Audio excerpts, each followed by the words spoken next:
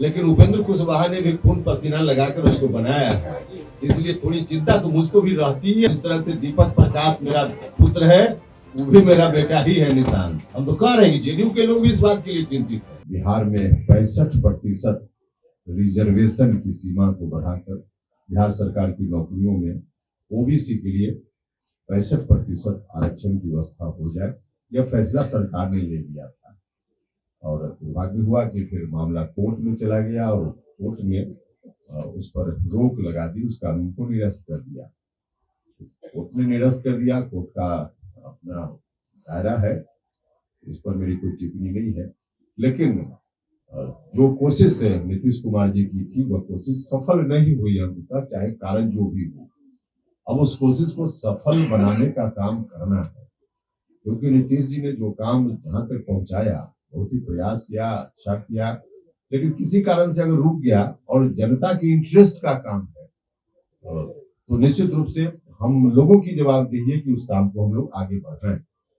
नीतीश जी ने आज तो भारत की सरकार ने बाद में चलकर तय किया प्रधानमंत्री जी के नेतृत्व में कि जात की भी गिनती होगी सेंसस के साथ, लेकिन तब निर्णय भारत सरकार का नहीं था, तो अलग अलग राज्य के लोग स्वतंत्र थे अपने यहाँ सर्वे कराने के, और उसी के आधार पर नीतीश कुमार जी ने बिहार में जातीय सर्वे कराया था, और उसमें जो आंकड़े आए थे उन आंकड़ों के आधार पर 65% रिजर्वेशन की बात नीतीश कुमार जी ने अंतिम रूप से तय कर दिया था।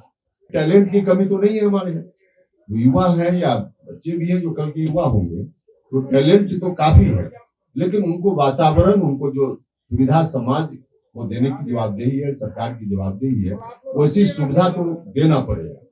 तो इस ख्याल से कई पाठ्यक्रम में भी परिवर्तन करना पड़ेगा और भी बहुत सारा करना पड़ेगा दुनिया के मुकाबले बिहार के बच्चों को लाने के लिए। तो इस दृष्टि से हमने सरकार को सुझाव दिया है कि एक शिक्षा आयोग सरकार बनाए और दुनिया भर में कहाँ क्या हो रहा है, देश में अन्य राज्यों में कहाँ क्या हो रहा है, उसका स्टडी करके, अध्ययन करके, और तब एक रिपोर्ट सरकार को दे और उस रिपोर्ट के आधार पे आगे सरकार निर्णय ले। सर, एक सवाल है, आपने कहा कि एक बहुत बड़ी जमात है बिहार की और देश की जिसको इस बात की चिंता है कि नीतीश कुमार जी के बाद उनकी विरासत को कौन संभालेगा? यह चिंता तो जेडीयू के लोग नहीं, चिंता है उनकी भी चिंता है, इसमें फिर विरोधाभास की बात कहाँ है? हम तो कह रहे हैं कि जेडीयू के लोग भी इस बात के लिए चिंतित है, और स्वाभाविक रूप से थोड़ा दर्द, भले लोग हमको माने न माने, लेकिन उपेंद्र कुशवाहा ने भी खून पसीना लगाकर उसको बनाया है,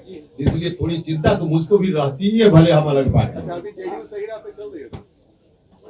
अब देखिए हम जज करने वाले कौन होते हैं। आप ये मानते हैं ना कि निशांत कुमार उत्तराधिकारी हैं? अरे भैया, सबसे पहले उपेंद्र कुशवाहा है जिसने आगे बढ़कर कहा था कि निशांत कुमार को लाना चाहिए पार्टी में।